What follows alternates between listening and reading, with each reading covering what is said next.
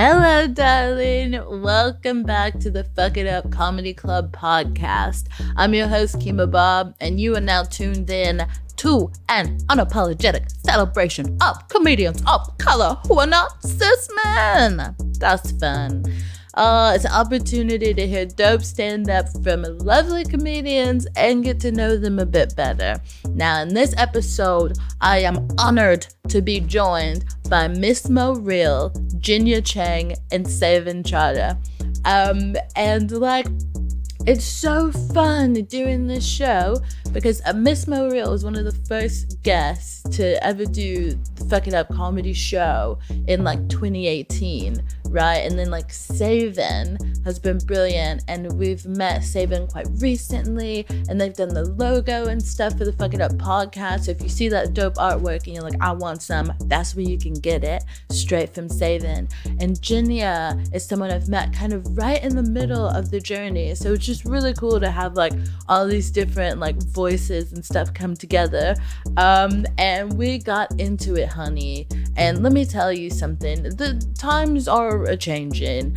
In London, where I am, the days are getting short and it's getting cold. And that wind is coming, honey. It's coming. It's not being subtle either. It's blowing right on through. And so I wanted to chat a bit to the audience and to the acts about how to deal with that, because I'm still learning how to handle this rough ass winter. Anyway, before we get into me trying to deal with things like seasonal change and why the sky is dark in the middle of the day, we got into some moments that were fucking incredible. I went to see Alanis Morissette in for the Jagged Little Pill anniversary tour. Yeah. And it was a couple of months ago. Or a couple of weeks ago. Time is a weird shape right now. But we booked these tickets in January 2020, and it got postponed twice. So we were waiting 2.5 years for this concert. Jeez. So it was the anticipation. I've been listening to her music for 20 years. So I was I'm going to cry the whole way through this thing. But I didn't. And so near the end, I was I have finally got a hold of my emotions. I can control them. No, but the first few bars of Thank You started, and I just broke down. Sobbing uncontrollably. But also at the O2, they have this new air filtration system. So that is the freshest oxygen. So it was a mixture of singing for an hour, waiting for this gig for ages, loving her for 20 years, the sobbing. That train journey home, I felt new. I felt reborn. I felt fucking incredible. My God, I love that. Did you feel a bit, do you think that pure oxygen as well, where you're It was amazing. I think my theme for this episode is alternative ways to get high. I don't know. It was incredible. I was this is the freshest air I've ever breathed. And there was thousands and thousands of people that was how are you? Insane. But then, you're singing as well, singing along for an hour. So your breathing is, your body is getting a good amount of that oxygen. I think singing is breath work. Yeah. Yeah, fully. Yeah, the train journey home was amazing. Well, you heard it here first. What about you guys? Anything to share? I had been seeing this guy on and off for 4 years. He's now my ex. But we went to a festival together over the summer, and I didn't sleep with him. Wow. And I think that's Excellent fucking work. incredible. That's why my therapist said so. Trust her. Oh, what about you, Mo? Anything to share? I went to an interview recently and watched the lady interview all the other people, and she was saying, am I going to have to drag it out of you? Tell me about yourself. I'm not going to bite. She was being like that. And so when I got to her, I said, I want you to talk to me about the jobs that's not on this list. Tell me about the wages. And she reclined into herself. Yeah, whereas with all them other people, she was eating them alive and leaving no crumbs. But I was asking the questions that she could not answer. So I'm why have you even invited me? I'm this, why have you even invited me?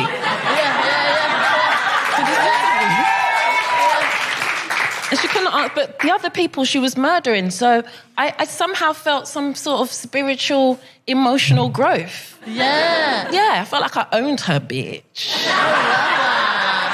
I love that so much. Oh my God, were you like, what am I gonna have to drag it out of you? I was like, how much does it pay? You need to help me understand why I would turn up every day on time and put up with everybody's nonsense. Do you know what I'm saying? Make it worth my while. And if she wasn't saying the right rages, my attitude just kept getting more and more. Yeah. You know your interview's about you wanting the job too, otherwise it's not sustainable.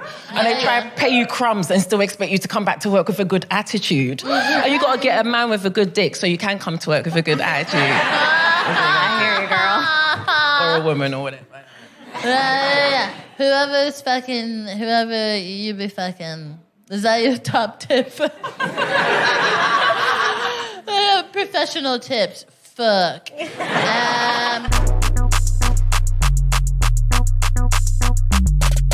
Beautiful audience, please welcome to the stage your host for the night, Kima Bob.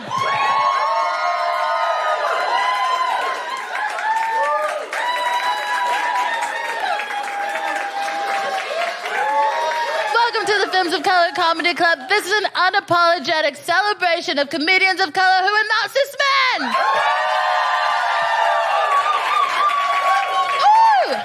I'm Kima Bob, your host, and I really do appreciate you being here. Wow, times are changing, by which I mean the seasons, and I hate it. I hate it so much. Winter here is very bad. I don't know if you've noticed, I don't know if you've heard about it, but I'm not excited. It's a bit chilly today, and I'm like, ooh. And I'm wearing a sweater. For those of you at home, I'm wearing a sweater with like a chest cut out, and like I'm warm everywhere but here, and the wind just slaps me right in the lungs, and I'm probably gonna wake up with pneumonia. I do not appreciate the weather in this country. I think besides like racism, fascism, it is the worst part about it. That and the pebble beaches. I just can't get behind them. Get some sand if you want to call yourself a beach. That's me. I'm a bold. I'll say it. But yeah, winter fucking sucks. Like, I'm not the kind of person that would like excuse colonization, right? I don't think it's okay. But if this was the country I was in all the time, I would understand wanting to go somewhere the fuck else. Like, it's so bad. I honestly feel like reparations at this point should just be like vacations for people of color to places that are sunny. Like, it's so bad. Do you guys own a sad lamp? Yeah. Mm-hmm. Oh, if you don't know about the sad lamp, first of all, what are you doing? Do you know what I mean? Do what you gotta do, scrape together that change, because you can get one for about 20 pounds, you know what I'm saying? Now, if you do get one for 20 pounds, it might only last one winter, but that's all you need. You just gotta survive, make it to the next one. It is crazy out here, just the darkness. Just the absolute darkness. What the fuck are we doing? What are we doing on this island looking out a window at 3:30 to see the fucking moon? What is going on? I find it absolutely terrifying. And we're recording this now in the middle of September, but a few weeks ago when it started to change, like, people were chatting about it. Like, I got in an Uber and the guy was like, it's getting cold. Like, do you know, like, there's an anxiety that you can feel amongst people where everyone's just like, days shorter now, aren't they? Oh, it's so ominous. Does anyone get sad in the winter? Yeah, and I mean like lowercase sad and capital. You know what I'm saying? Yeah, it's like I feel like I need like a vitamin D supplement, and I do mean that in the nutrient way, not in the sexual way, though that might help.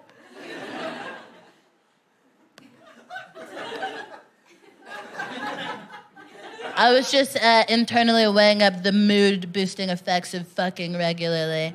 And just so you know, my friend Zakisa has coined this term GSD, which is get some D, and it can stand for dick or digit. So it's just important that no one feels like I wasn't trying to fuck them a minute ago. As a pansexual person, it's just important that I voice that. I'm not looking forward to the winter. I would like to escape this nation. One of my career goals is to never be here in January. Like, do you understand? like I don't know where I'm trying to go. Like, it's not like Hollywood or something. It's just not here. Like, you know what I mean? Like, that is on the list. But I think that, like, laughter is a beautiful thing, and I think it's one of the things that we can do to get through it. Does anyone have any tips for surviving the long cold? Because I've been here. This will be my sixth, as you guys say, my sixth winter. And I've still not gotten used to it. I've just started to figure out the layering. You want to do like a bunch of thin ones. That's what you want to do, a bunch of thin ones. And then you build gradually. I didn't know this. And then you got all of the thermal wear and shit. Do you know what I mean? What you got to do, you got to raid Uniqlo is apparently the way forward. It's taken me years to gain this knowledge. I've never owned a proper coat before I moved here. Like, I was in Texas just being like, this is a coat. No. No. This place is absolutely insane. Anyone got any advice for surviving the long cold? Fire. Set the country on it. Fire. What should I do with the fire? Have it within me? From the inside? Yes. Never let it go out. Ooh, this is giving me Howl's Moving Castle. Do you guys know Howl's Moving Castle? Ooh, what a fun film. So hot. That was the first time I wanted to fuck a cartoon. That was crazy. Howl. And then turns out that was Christian Bale, and I was like, ooh. I was like, girl, you need to think about it. Work on yourself. But you know what? Also, I'm not going to lie, young Sophie. So if you don't know Hell's Moving Castle, there's like, I haven't seen it in a long time. Can you guys help me with the thing of it? So there's like this girl, and she's she's called Sophie. But then there's like a witch with a dog that has asthma. And the witch is mad at Sophie? Is she mad at Sophie or is she just mad? I think she's just mad. Yeah, so the witch is mad. And there's this guy, Howl, who sometimes I think he like used to look different. I think he used to have like blonde hair or something. Do you know? He used to have like blonde hair. But then something happened. I think he got cursed. Is she called the witch of... Is she called the witch of the waste? Is that what she called? She's the witch of the waste? Man, you guys are not being here for me right now. I'm trying to educate people on the movingness of the castle. Okay, and it's called Howl's Moving Castle because there's a house. It's not really a castle. It's a big house. But it does move. It has legs because magic. And what keeps the house moving, and I think Howl alive, is this fire called calcifer. That probably means fire in a language. I don't fucking know. Moral of the story is you can't let the fire die, which is why I ended up telling y'all about this movie. And it's a good movie. All right, enough about me wanting to fuck cartoons. I know you came for it. Stand-up comedy, not whatever just happened. Oh, thank you for riding with me. So, I'm going to welcome on our first act. Please welcome to the stage, the Miss Morale!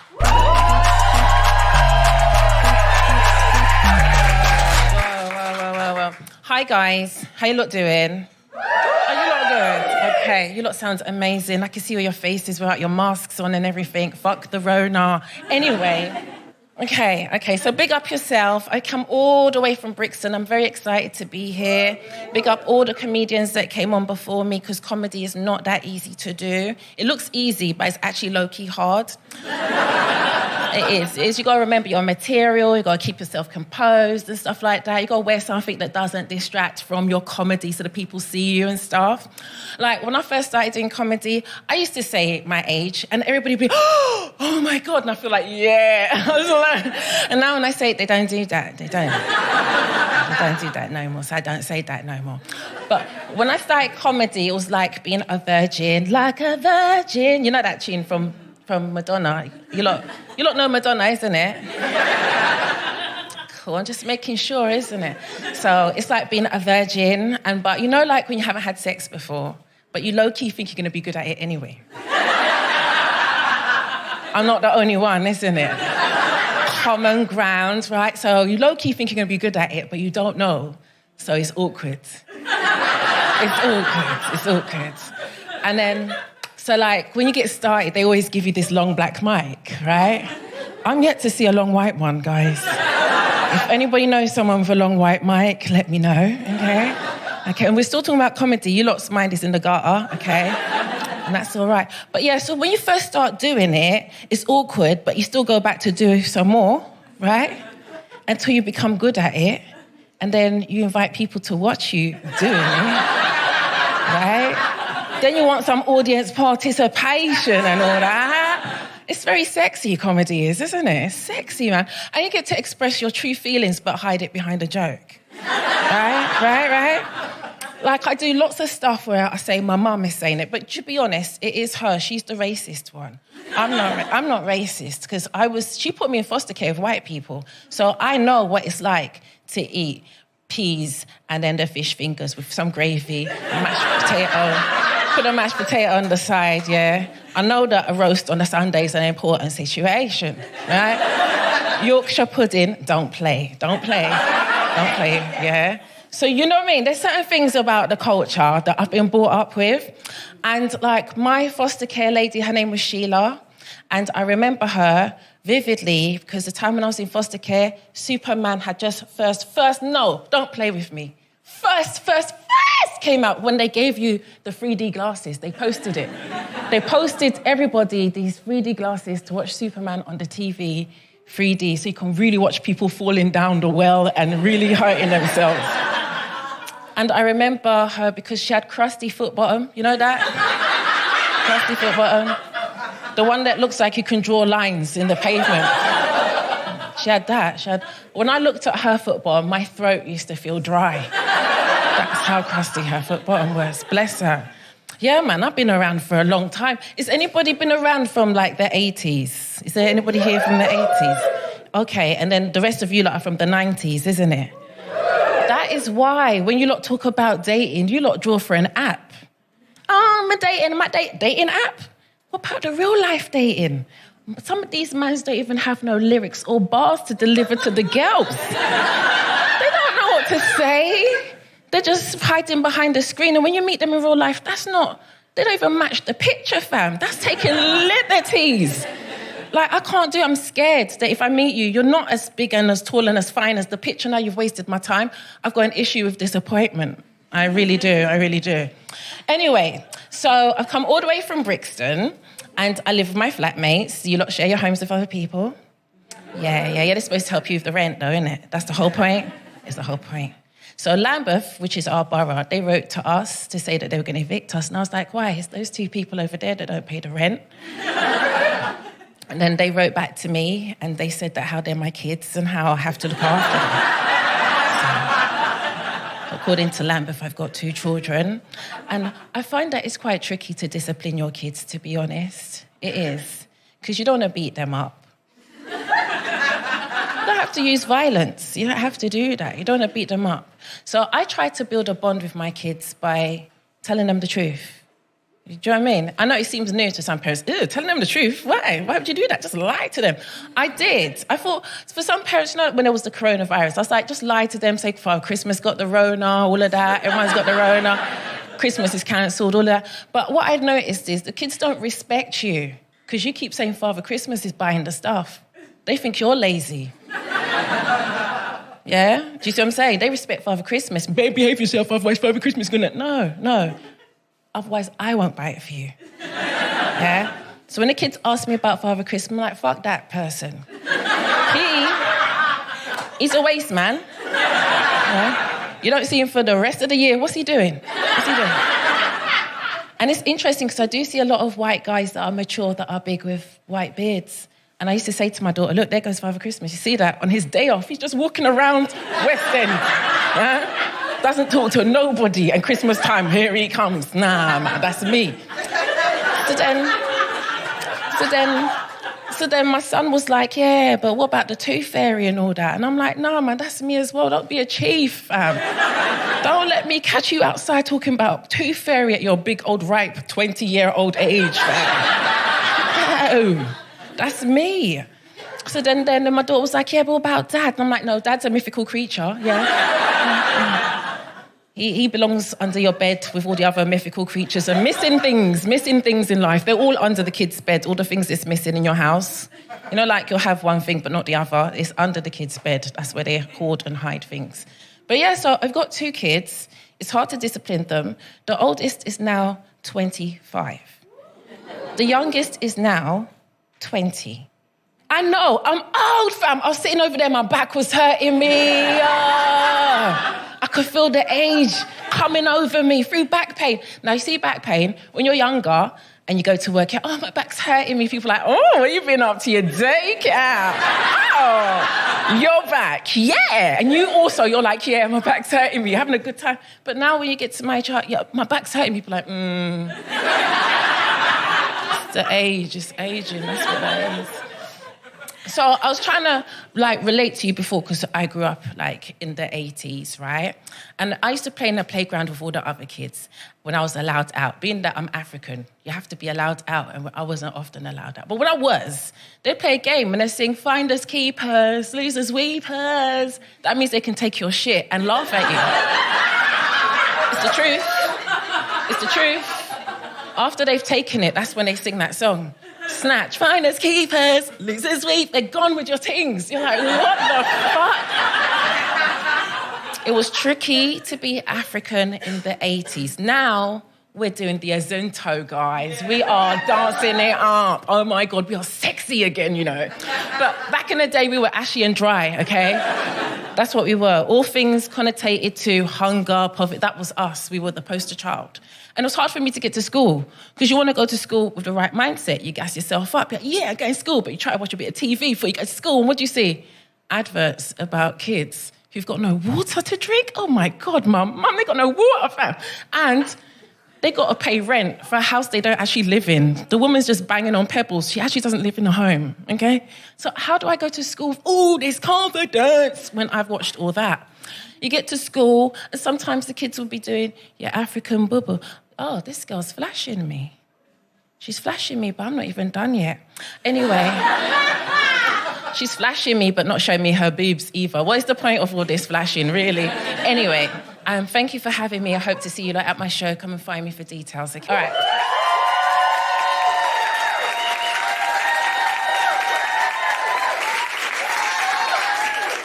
Welcome to the stage, the incredible Saven Chadha!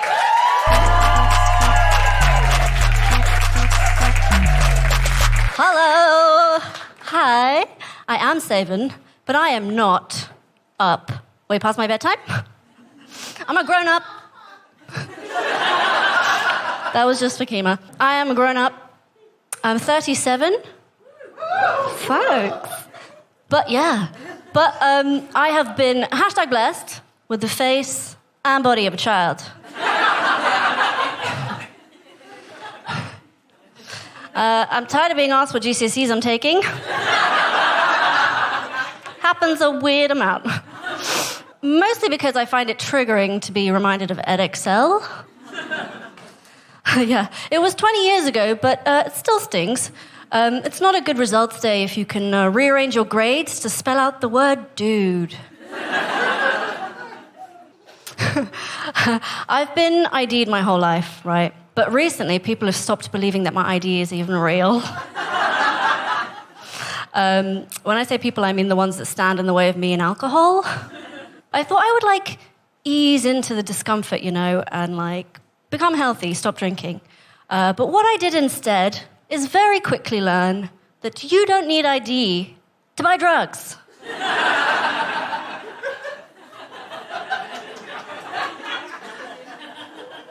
They will sell that shit to you even if you look like an infant. Hashtag social commentary. It's so nice to be here. Friends, I come with some big news. I, at the very young age of 37, I recently just moved out of my room at my mother's house. Yeah. So I moved to my sister's old room downstairs. Yeah. It's close to the front door. Baby steps. My sister is the golden child of the family. We all have one of those, right? Right. Not enough people said that. The rest of you are like, no, we don't have that. It's because it's you. You humble pricks. My sister's definitely the golden child of our family. She got all A stars. She was head girl. She's now partner of her firm. She's married with 2 kids. My sister's so clever that we got to go to a really fancy school, completely free. And I was there as like a 2-for-1 deal. Like, oh, you want this prodigy child to help you score well in the league tables?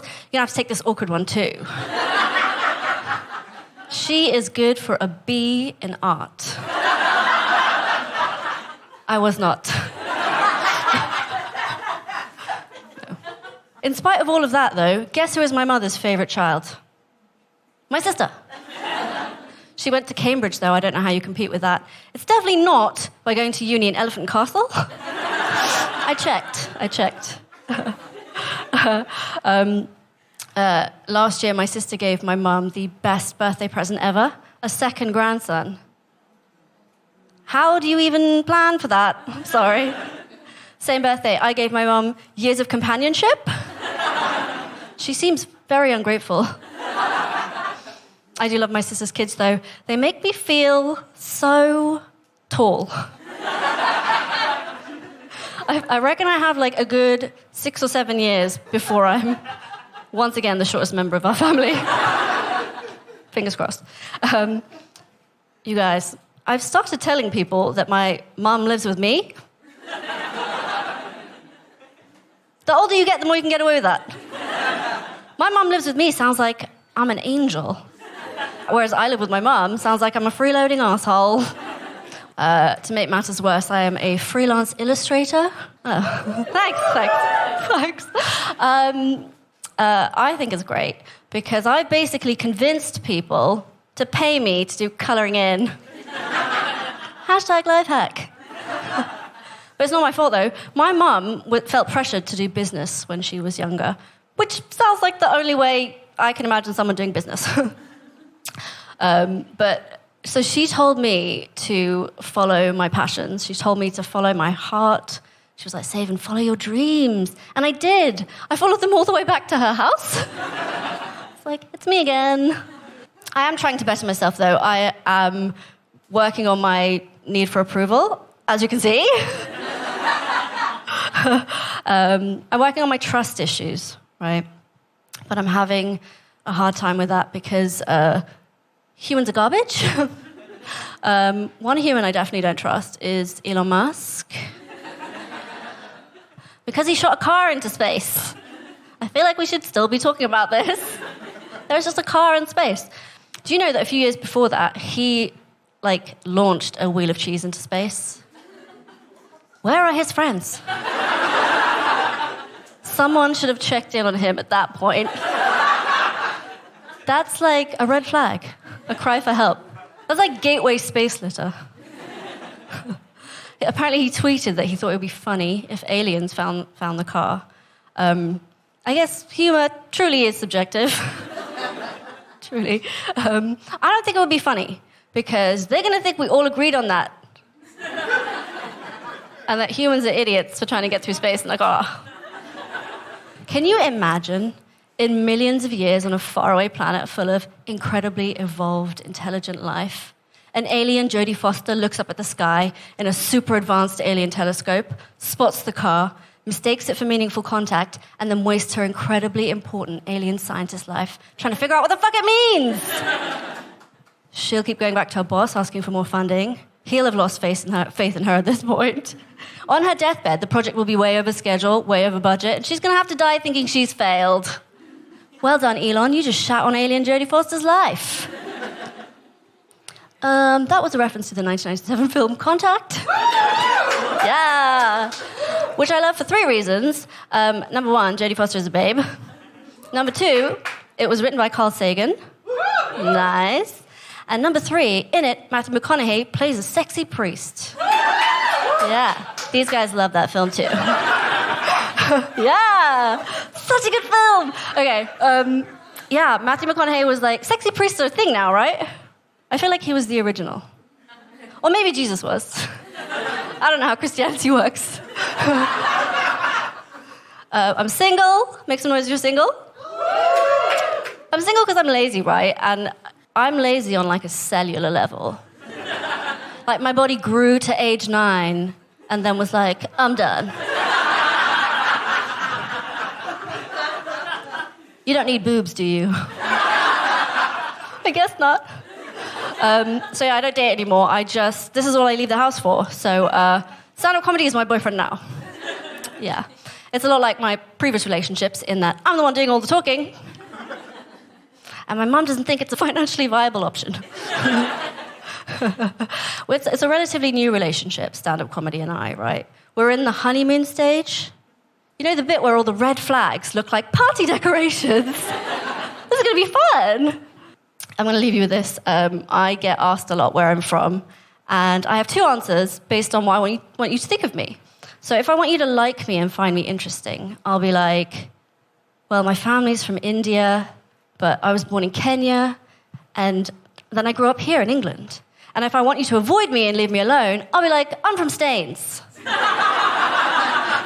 You guys are amazing. Enjoy the rest of your night.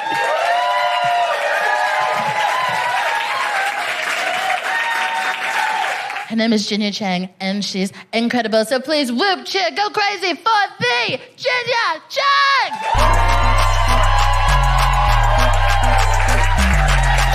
Thank you. Thank you guys so much. Oh my gosh. Hello. So I'm very aware that I look like I eat rice, but it sounds like I ate a Kardashian, which makes literally no sense because I've actually never lived in America. I moved straight from Asia all the way to the West Midlands. You are right. I did not get into my first choice university. And weirdly, my parents are actually from an ex-British colony, Hong Kong. In fact, my dad went to uni here as well, but he moved back and I stayed here, which makes me a first-generation disappointment. Thank you. High five. High five. Yeah. Oh, yeah, but I don't know why I sound like this. I think it's because we only had American TV when we were growing up. I mean, we had Mr. Bean, but he doesn't really say anything, right?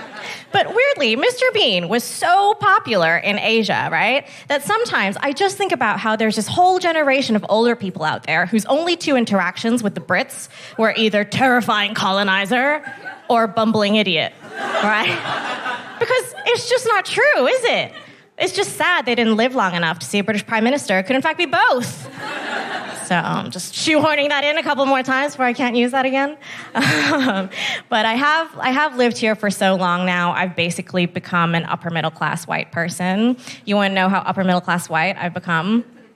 Sometimes I get a classic cheese toastie from Pret. That's it. I am single, and what a cliche. Most of my friends are married with kids, which is great. I love my life. That's why I do stand-up comedy, yeah. but like, do we have any other single girls in the house today? Usually it's like a couple of very depressed, yeah.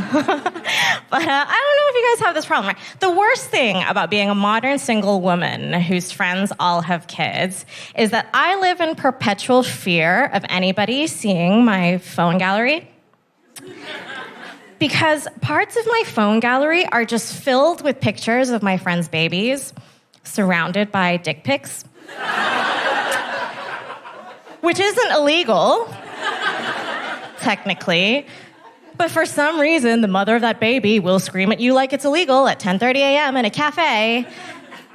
Legit, my mommy friend saw my phone gallery over my shoulder, and she spent a full 5 minutes screaming at me about how I could let her baby's head be touched by all these erect penises. Which is a very difficult thing to explain to strangers, so we're not allowed back at Breakfast Club London Bridge anymore. But I was like, come on, babe, it's not my fault. Like, I did not consent to any of those photos of your baby. Seriously. She texts me a couple of weeks later, just being like, have you gotten rid of your pedophile Tetris yet? She's not even English. That's just what it sounds like in my head. But upon scrolling through again, I kind of got what she meant, right? Because if you squint a little bit, it's kind of like an Escher drawing. You know, like, they're not touching, but if I got arrested, it wouldn't be good, you know? But I know I should delete one or the other, right? But I just can't decide which to delete because as somebody who is neither a dick or a baby, they're both kind of the same thing to me. Like, they're both always screaming for your attention. Yeah. If you have one, you never seem to shut up about it. And grandma loves getting sent pictures of both. Am I right? Yeah, his grandma too. So I'm not allowed back at family dinners anymore. My tastes have definitely changed over the past couple of years, and I've realized I've become sapiosexual, which means attracted to intelligence, or as my best friend likes to call it, apparently I've just developed basic standards. Which is kind of true, because nowadays I have to make sure that they can at least spell your and your correctly. Right? But not because I think it's a sign of intelligence or anything, but because it kind of ruins sexting when they get it wrong, you know? Yeah, you know. Like, I was seeing this guy who would always try and start a sesh with "you're sexy." Yeah, and at first I'd be like, my sexy what? Like, my pants are down, don't leave me hanging, bro, you know? But even in the bedroom, I've matured. Like, I used to think I was submissive. I used to love telling boys, I'm submissive in bed. But the older I get, the more I'm like, am I actually submissive? Or am I just always really freaking tired? You know? Like, nowadays, if someone is like, can I tie you up? I'm like, just don't forget the blindfold so that I can have a nap. Well, he's at it. It's very tiring being a woman, isn't it? But I don't know where, like, my alternative taste in the bedroom came from because my parents, my family are actually really conservative. In fact, my dad tried to introduce me to religion from a very young age. And weirdly, he did this by just gifting me a picture book about Jesus in Chinese, which, despite what it says on LinkedIn, I cannot read. And I became obsessed with this book, obsessed. But it didn't quite go the way my dad had planned, right? Because my dad was like, amen, hallelujah, she's discovered the Lord. When actually all I had discovered was my very first crush on a man. And yes, his name was Jesus Christ, okay? So actually I was just in my room with this book, flicking the bean. Because there was no internet porn back then. This was back in the 90s. Back when Jesus was still white, you know. And so where else was a young girl going to find pictures of a beautiful, topless man with a perfect six-pack, just wandering around Bethlehem, flexing his muscles, wearing nothing but a tiny little loincloth? What a tease. And the whole book ends with him getting tied up and whipped, right? And I was like, Dad, I don't know what this is, but I'm into it. In fact, his favorite TV show lately is this really old BBC program called Great Railway Journeys. I don't know you guys are... It was made in the 90s, and I don't know where he found all the VHS tapes of it, right? That's how much he loves it. And his favorite episode takes place in China. And oh my God, there are some absolute crackers in this, right? By which I mean funny bits, not old white people. Although it is hosted by this older white comedian called Clive Anderson. Anyway, so this episode starts with the camera zooming in on this Chinese guy holding a whole roasted pig on a bit of string, and he's going through immigration. And Clive's voiceover goes, "Today, this communist land is open to anybody and their sweet and sour suitcase." And I swear my dad has some kind of like colonial Stockholm syndrome or something because he loves that bit. He is always like laughing and clapping. And the last time I went back, I was like, Dad, times have changed. You know, you can't laugh at that anymore. Can you imagine if the BBC made that today? A whole roasted pig, the vegans would go nuts, you know? And then Clive meets this lady out there who's got a little dog. And of course, the dog's name is Lamb Chop. And Clive says to her, Lamb Chop? That's a terribly brave name to give a dog in China, isn't it? Still available on iPlayer, guys. And then the whole episode ends with Clive going to Shanghai, which is a beautiful city. And Clive calls Shanghai the jewel of China and the whore of the Orient. And I'm like, Clive, you naughty boy, you found my Tinder profile? Guys, you've been super cute. I've been Ginnia Cheng. Thank you so much.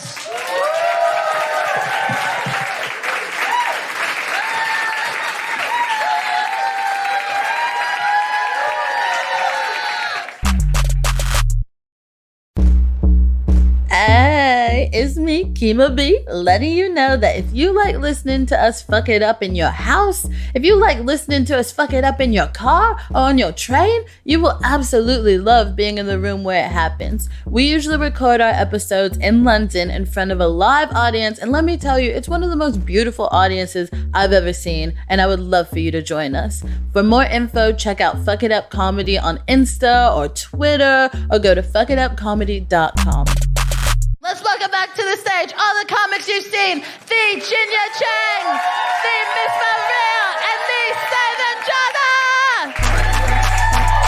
Groovy. Welcome back, gang. Welcome back. Phenomenal. Okay, so feels kind of counterintuitive to like finish a Friday night show by talking about how to survive winter, but I'm just wondering how you guys do it, because it's fucking hard. Yeah. Anyone to do Wim Hof in here? Oh, the Or is like cold stuff. Yeah, is that more like a white person thing? Can you like explain the cold stuff? Well, Wim Hof is basically this Dutch guy who's also known as the Iceman, and his body can do these crazy things. Like he can sit in ice and raise his body temperature. I definitely didn't join a cult, but he's even got a show on the BBC, and they do a lot of like cold training, breathing exercises. Were chatting to me about if I wanted to be on it, and then I was like, no. I was like, that sounds very horrible. But you're saying that you do some Wim Hof method I stuff? started doing it in COVID because it's meant to help with your mental health as well. Oh, God. Jesus. But I still do cold showers every day. Definitely not a cult. Yeah. I know. Stop looking at me like that. No. So I know because something stress responses, something depression. Yes, exactly. Yeah. You know what I mean? Just That's exactly like what the book says. Yeah. Yeah. So have you felt the effects of that?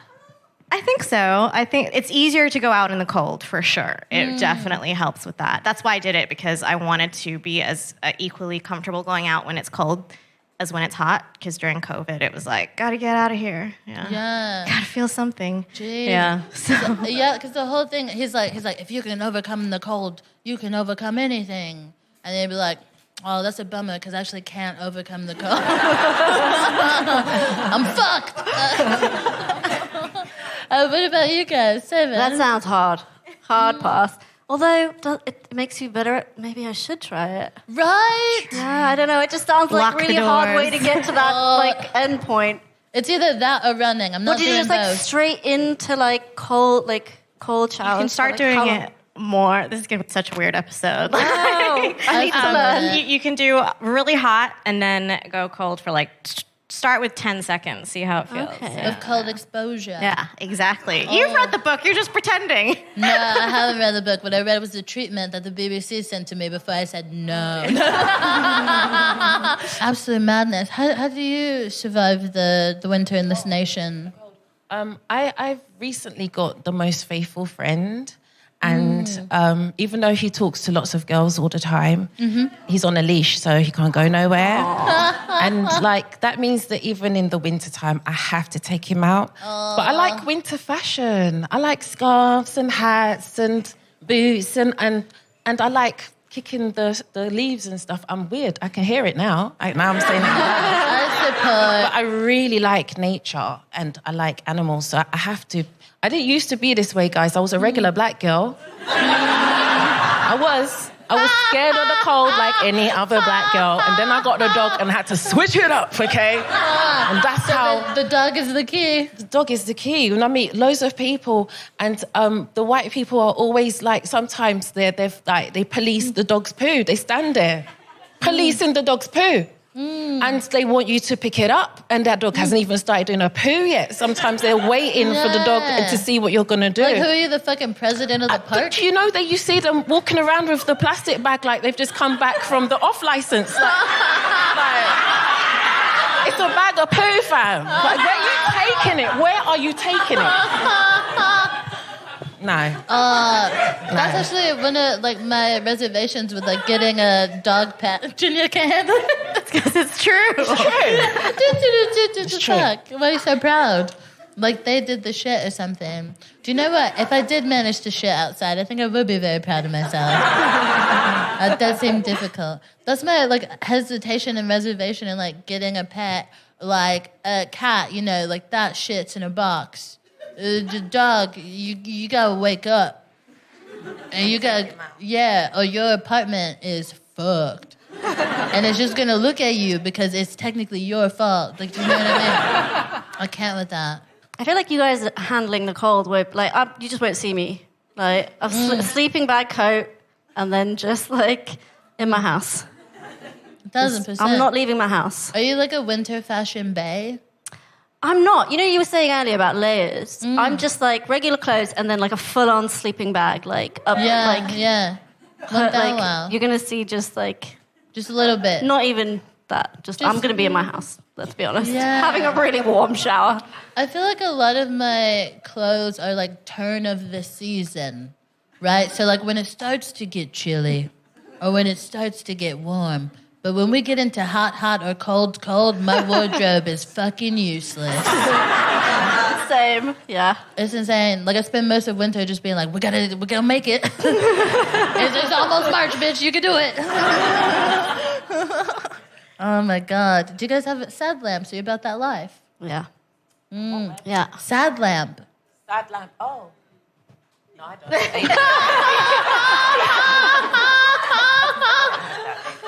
Wait, use a microphone. The people at home can't hear you. I don't have a sad lamp. But you said sad lamp, so I was like, what? Yeah. Oh, I've had like I love half that. of a tequila drink, and now my tongue is just signed off. I refuse to enunciate after a certain time of day. That's for other people. Yeah. I only heard about it because I used to work in an office where they had like a sad lamp there, but it was like, oh, you can only use this for like 15 minutes. And then Yeah. it kicks Have you out ever and used then- it for too long? No. Oh. What happens? It makes you feel like a fucking, like you're like, oh. It's like too much coffee. I love it. I wasn't sure what that was. Energy. Yeah, it's like, like basically, because they're like, oh, you were going to use this for like maybe 30 minutes or something.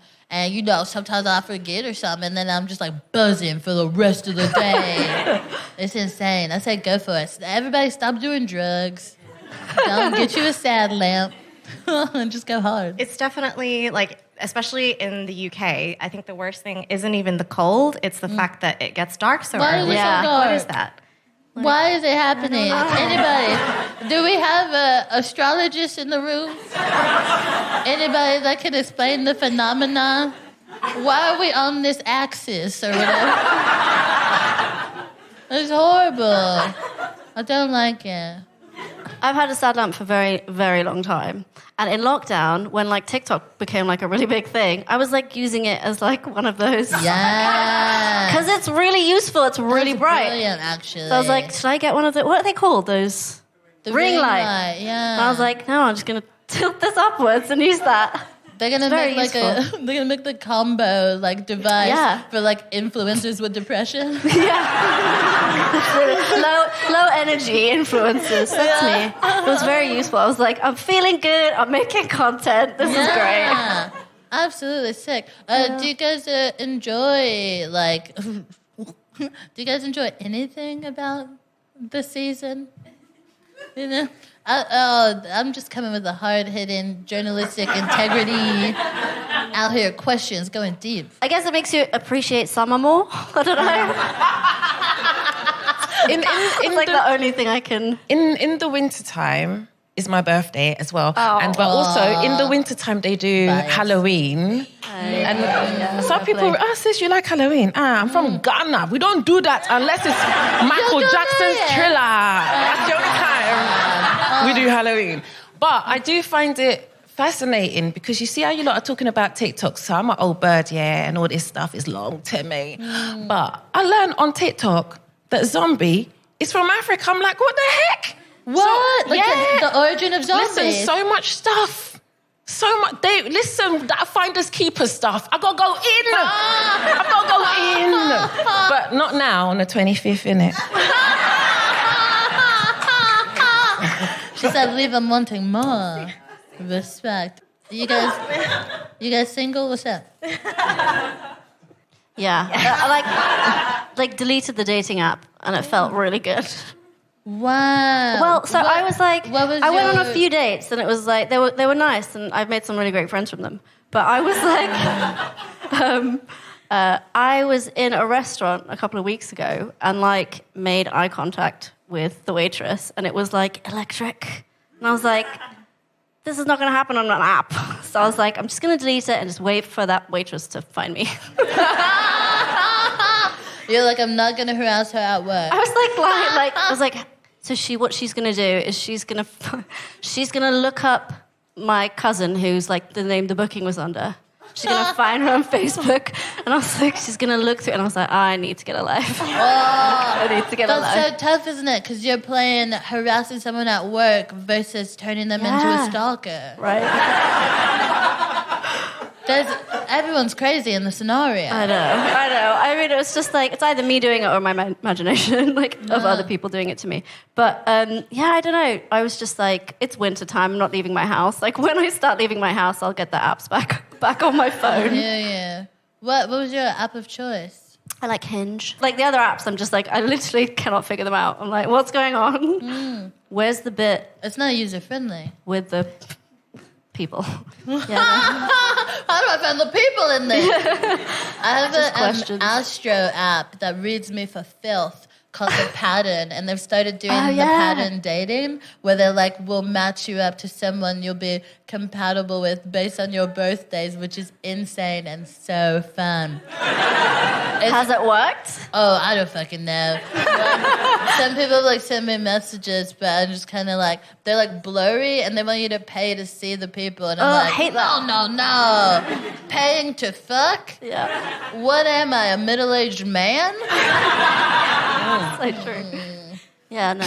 I downloaded one. I downloaded one called "You're My Type," spelled "You Are My Type." I don't know if anyone's heard of it. It's based on your Myers-Briggs. I'm definitely not a nerd, guys. Wow. Based on your Myers-Briggs personality. Oh my God. I haven't met anyone on there yet, for obvious Because like, reasons. they won't know this, but like, you're like a tech babe. Like, Ginnia fucking knows tech, bro. Also, Saven is who designed our like shit, like our logo and everything. These bitches are really up to it. It's fucking insane. Yeah. Yes. It's fucking mad. I'm single because I'm single because I don't want to use the apps because I've seen there's a lot of waste men on the apps. Yeah. Okay, and I think when you're a man who can't step to women personally and verbally show them how you feel, and you got to do it behind the screen, you scare me. That's scary. I'm also single because I have the dog, but before the dog, it was the kids blocking me, cock blocking. Yeah. Cock blocking. Twat now blocking. it's the dogs. But I have this white guy who turns up to a lot of my gigs, and funnily enough, he looks like Father Christmas. So that is. How do you feel about that, though? Excuse me, guys. No offense. We fucking the audience. Not this audience in particular, but do you fuck people that you meet through them coming to your shows?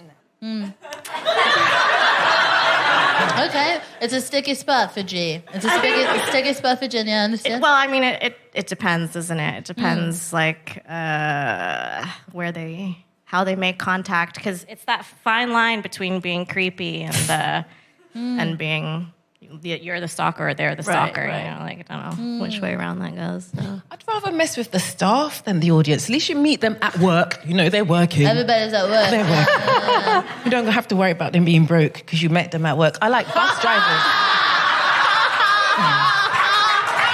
She's like, at least I know you're employed. I'm dead. Oh my God. Okay, we're gonna have to wrap it up. Thank you so much for being here. Thank you. A round of applause for the acts you've seen tonight.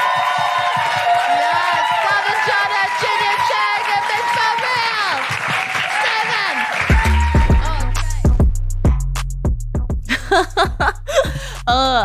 I hope you enjoyed that. Like, I did, we did. We had a lovely time. I hope you've had a lovely time. And that was Miss Real, Saven, Chadha, and Ginnia Cheng joining me. They're great. And they all have projects that you can like enjoy and support online or in the world. So follow them on their socials and keep up with what they've been up to.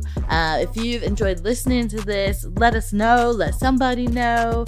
It's lovely to see like the growth of the community, and I really appreciate it. I saw on some social media platform, not social media platform, on a streaming platform, that we had a 4.9, and just whoever was out there and gave us those 4 stars, just thank you for your honesty. But in the future, stop. I